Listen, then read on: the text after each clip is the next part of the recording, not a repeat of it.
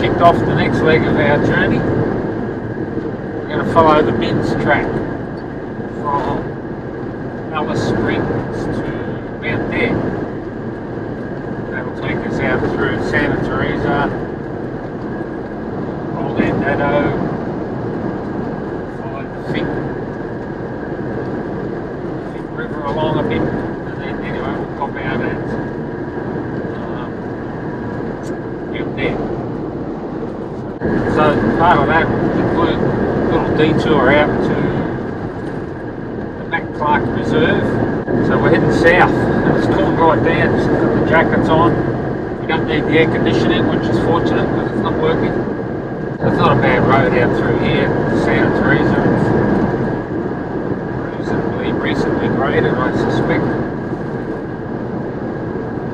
So yeah, a bit of cooler weather.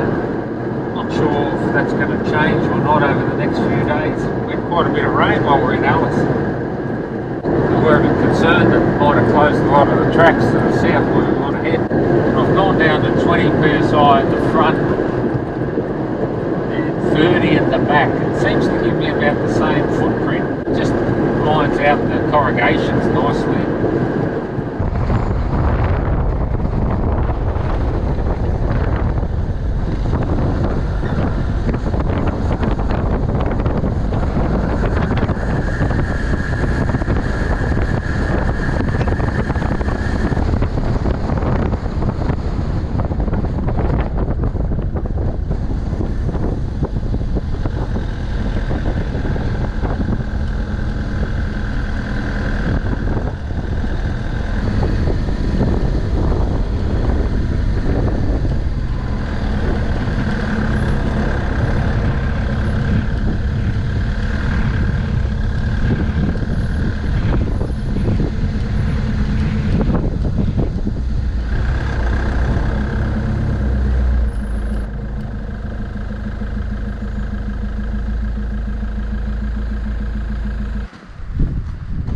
This low front that's come through, the wind's picked up obviously, so we've just ducked in behind this little patch of gidge here just to get out of the wind and have a bite to eat.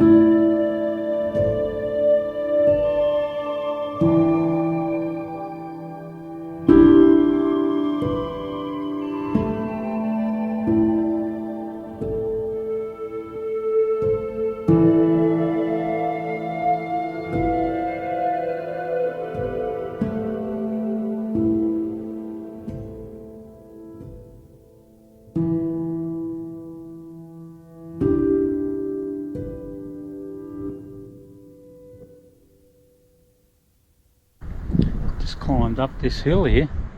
It's overlooking our camp. You can just see our camp down there in the trees there. There's the road running out the back there.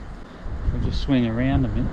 You'll see this gap here between the gap in the range and steel gap. This range, from what I can understand, which continues, it's that windy up here, continues right out here. I think it's part of the Redinga range. So the place is well, countryside's looking in pretty good nick at the moment. Bit of growth around. Not seeing a lot of stock, but I'm sure they're out there. But it got me thinking about travelling through this country and the memory you take from it. So I think it was about 10 years ago we drove along this track here heading the opposite direction, so heading north. We're heading south this time, and I don't know, it didn't strike us as being anything, we weren't overawed by it, but we are today. I'm sort of wondering why, given it's the same country. Anyway, I suspect it didn't resonate with us as much then because we were destination focused. We were almost in Alice Springs. We'd been on the track for probably the best part of a month, poking through the desert and all that. It's great, all that, but we could sniff town, resupply, cleaning up, you know, having a tub up, all that sort of stuff. So driving through here, we probably had other things on our mind. Whereas today, this is day one, out of the big smoke, heading south. There's a few weeks ahead of us. We got the sun over our shoulder this time, rather than in our face. And I think that affects a lot of things. So it's worth travelling over this country, or travelling over any country, multiple times from multiple directions, in multiple conditions, to truly understand it, to truly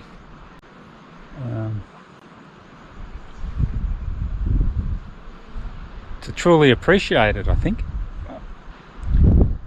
You know, that's just something that I've been thinking about as we're driving along today, is why does it feel so good? Bottom line, it feels good, looks good, smells good, it is good. So from here, obviously camp down here tonight, we're going to head down to Old Andado. We'll duck into a place called the Mac Clark Reserve. We'll talk about that when we get in there, but quite a stand of the waddy tree, and which I think is, what's that, acacia puce, I think. So we'll poke in there and have a good look at that tomorrow. In the meantime, we're just going to take in this magnificent view.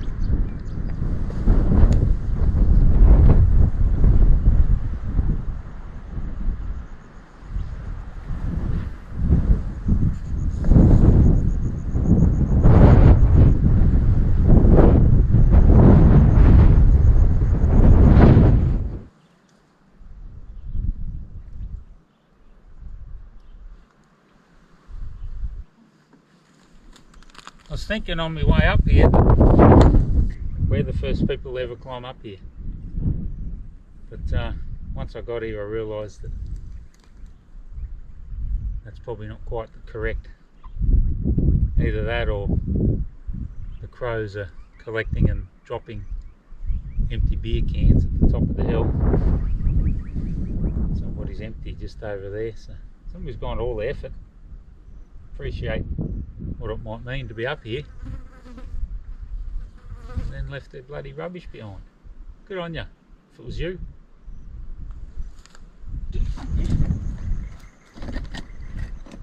Just don't go ass up.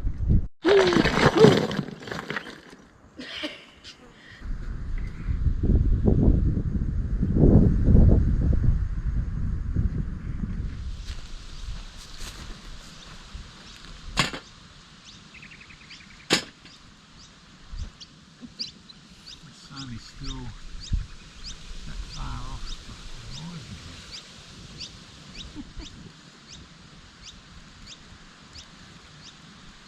It's something different.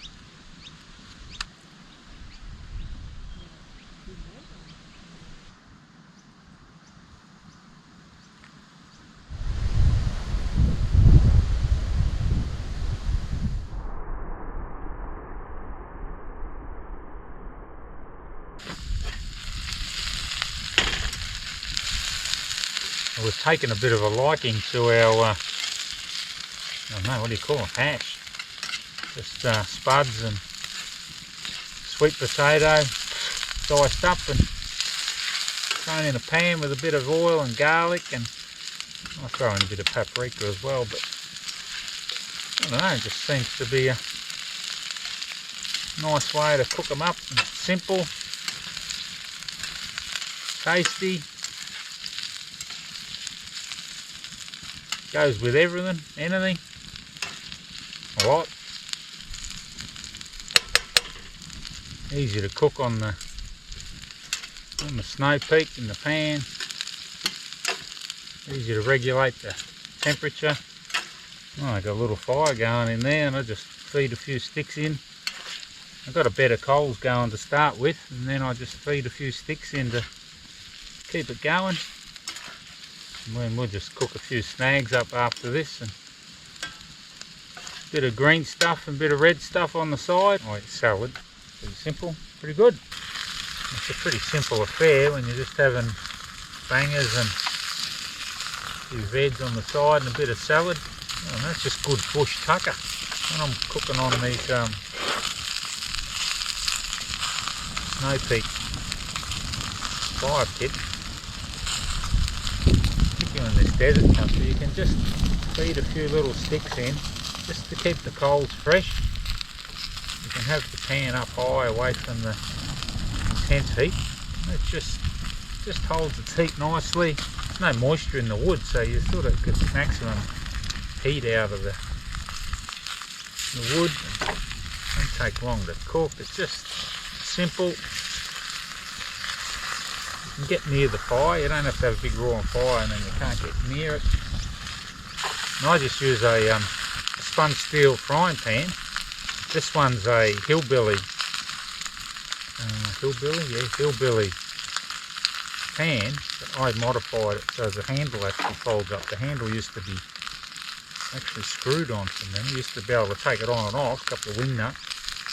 It was a pain in the bum, so I've made it so it actually folds up into the pan.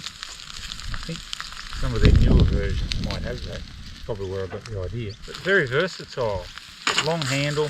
I've actually reduced it a bit from what it was originally, just so it fits in the pan when it's packed up. Sponge steel, doesn't weigh a bloody ton in the truck. It's easy to clean, it's well seasoned, done a few miles, simple. How good is this though? The sun, that far off the horizon there, so it's just after 6 o'clock. The wind's dropped right out, there's no flies either. Oh, there's a little bit of a breeze, just looking at the barometer's gone right up. Might be some stable weather, because it's actually been freezing cold the last few days up in Alice Springs. I reckon we had an inch of rain in a couple of hours, but I actually haven't got my jacket on now, haven't had it off for a couple of days. We want to get it just right, because we've got no air conditioning in the truck. We don't want it to get too hot, got to get the balance right. Mum's just put a bit of salad on the plate, a bit of green stuff, a bit of red stuff, almost done. Oh! Bugger. Best bit. According to Dad. How's that look? Can't complain about that. Good bush tucker.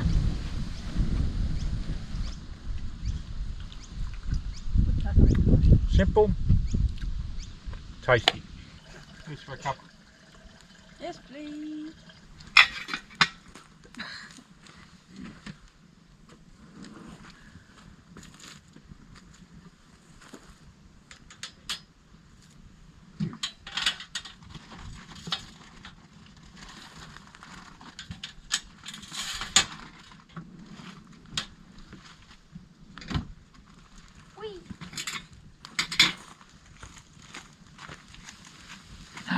Have some marshmallows shortly when it's burnt down a bit.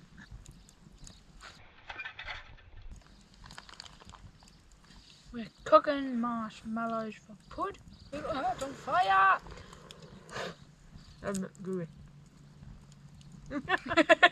I pulled the outside off. That was a bit overdone, maybe.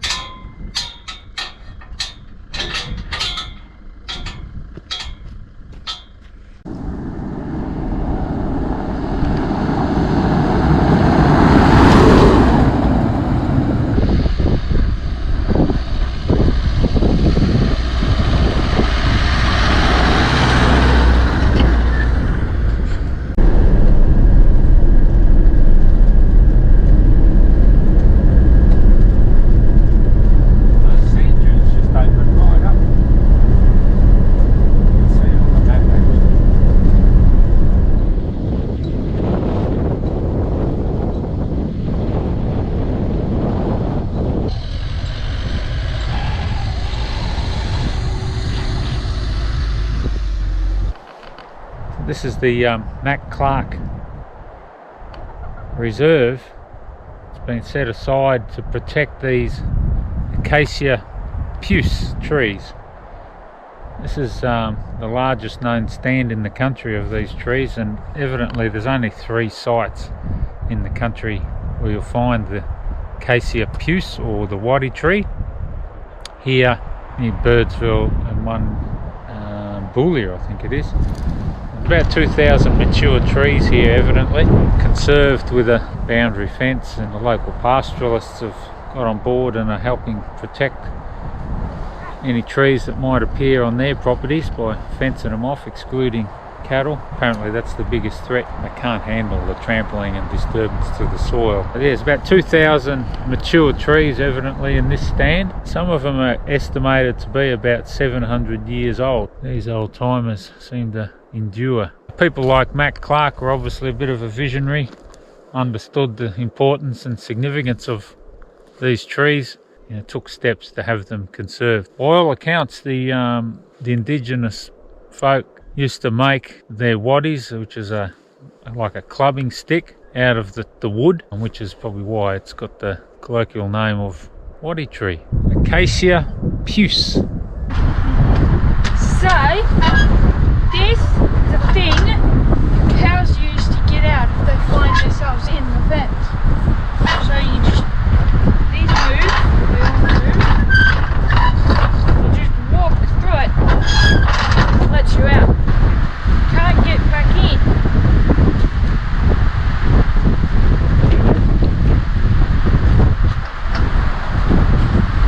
So you have to go in this way.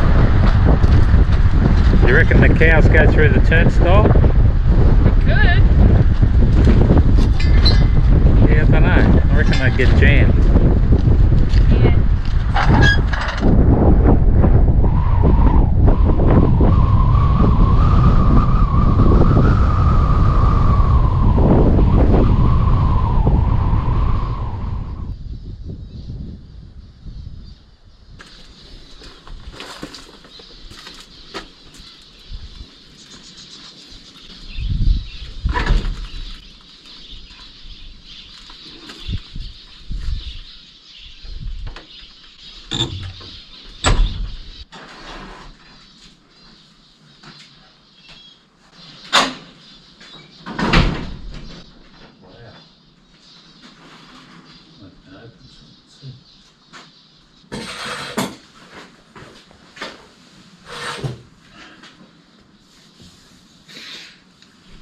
What a fascinating place. So this is old Andado Homestead, home of Mac and Molly Clark, evidently. I think it was from about the 40s, 1940s, right through to about into the 80s, 1980s sometime. But I think it was about 22nd of September 2012 that Molly passed away. I can remember actually hearing Molly talk on Sunday morning radio to Macca, ABC, and we'll have a look, but her grave is a couple hundred metres across the way here. Evidently she's been buried facing her much loved dunes. There's no insulation on the roof, it's just tin, it's not even lined, just corrugated iron tin, which is more modern than what was originally here, thatched roof. Temperatures here, 50 degrees wouldn't be unusual, 50 degrees Celsius. Flies and mozzies and snakes and dust. Oh dear, dust. Be horrendous. Anyway, they endured. It's quite an extensive dwelling, lots of rooms, but gee, it's a step back in time. But it's like time stood still.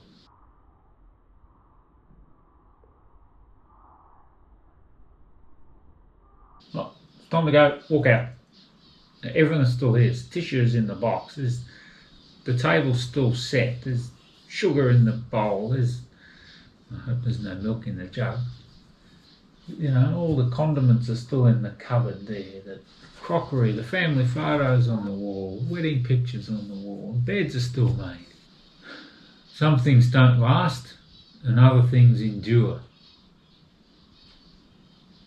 And this is a testament to something that can endure. So it's up to us as travellers to do our bit, put a few bucks in the tin if we stay here, which they do offer some accommodation, like you pitch your tent out the back there, $10 for the night per person, I think. But that's, you know, there's flush and dunnies, there's water, there's hot water if you like the donkey. And if you poke in for a sandwich in the middle of the day, put a couple of bucks in the tin. I certainly feel privileged. This is amazing. I know people that have come here and spent some time as caretakers. There's a trust, I think it is, that sort of oversees the place. And g'day to Al and Wanda, who spent some time here a few years ago doing just that. It's greatly appreciated, and to all the others that undertake it. It'd be a great opportunity just to spend time just reflecting on the stuff. It's like stepping back into Grandma's house. Wonderful. You can only imagine the conversations and the people that have sat around this table.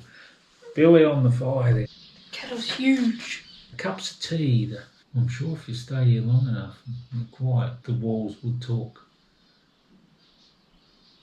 You'd hear some of those stories.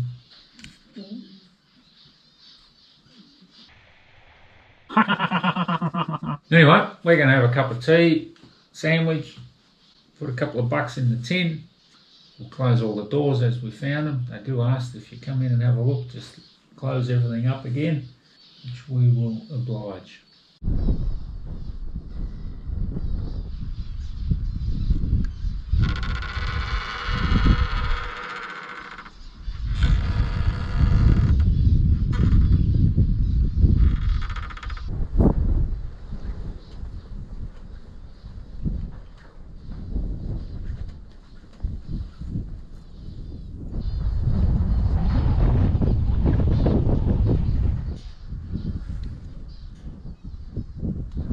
If you want to camp here, there's a fee. I think it's $10 a head a night.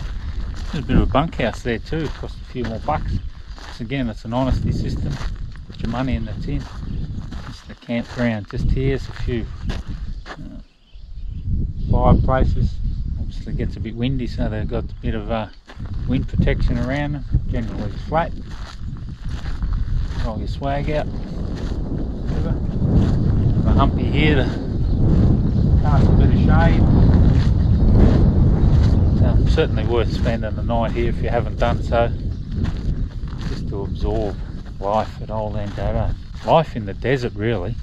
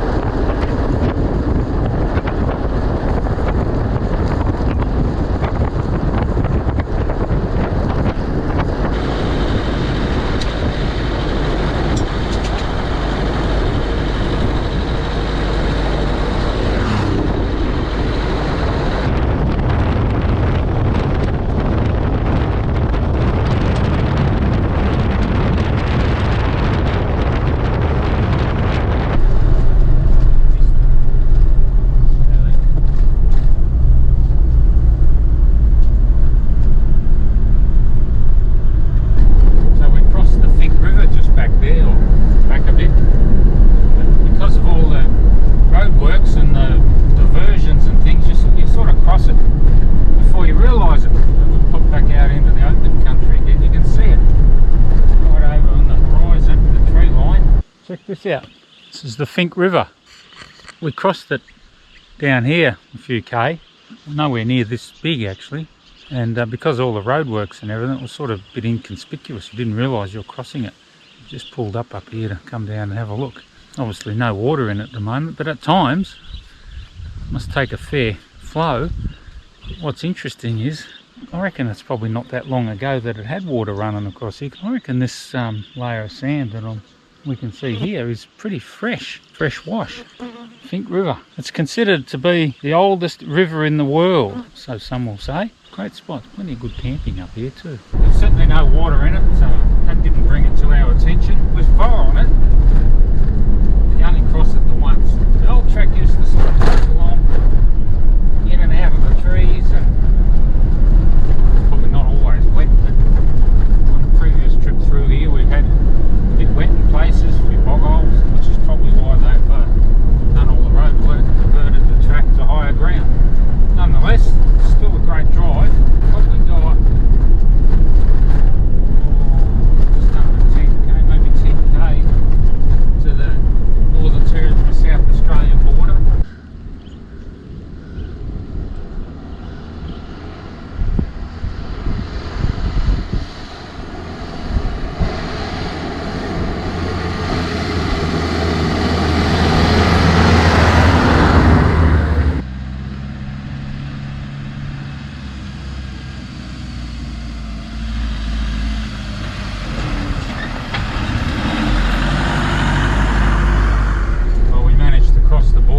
Too much fanfare. There was no one there to greet us.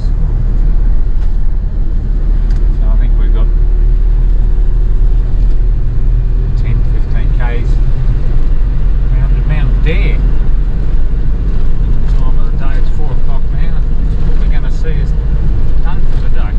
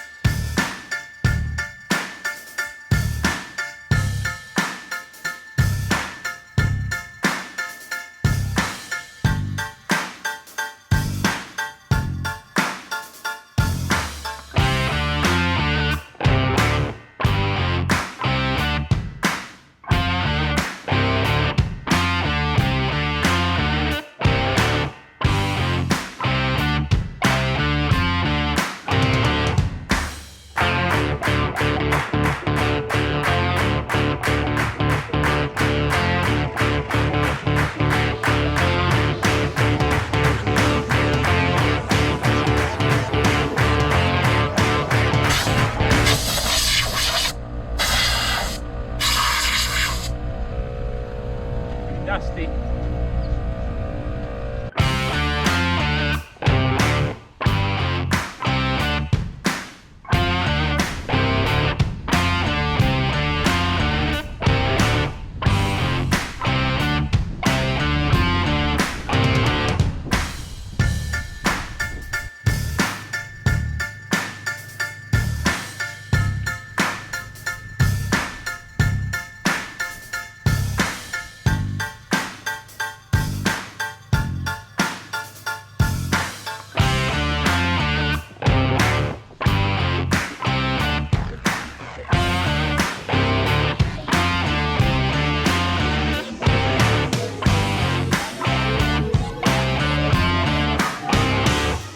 So we've just finished our leg of the Bins track.